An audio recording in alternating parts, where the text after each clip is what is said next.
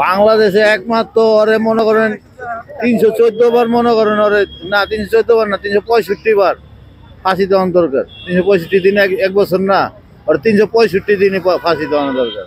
উনি তো এই মুহূর্তে দেশে নাই, তাহলে কিভাবে? ওই যে মোদি লাঙ্গের কাছে আছে, মোদি লাঙ্গের কাছে আছে হেফাজতে।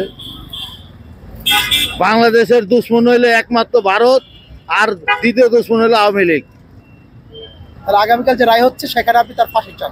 ফাঁসি চাই মানে ওর মনে করেন জনগণের সামনে জুতাটা পিটানোর দরকার। এক নাম্বার আগে জুতাটা পিটাও, তারপর মন বড়, তারপরে ফাঁসি দাও ওরে। আচ্ছা, ওনার ফাঁসিকে আটকানোর জন্য বা ওনার যে রায় হচ্ছে দর্শন মামলায় মানুষে ইটা মাইরা নিক্ষেপ করে মারে না, ওর দর্শন মামলার থেকেও কঠিন বিচার দেওয়ানো দরকার। শেখ হাসিনা বলছে যে তার নির্দেশে ৩৬৫ জন ফেরন, ৩24 জন মানুষ কথা শোনে নাই। এই ফেরনের ৩24 জনরে কানা বানাইছে, ল্যাংরা বানাইছে, আর ওই ২,৪২৪ জনরে মানছে। ওই ফেরন হচ্ছে বড় ফেরন।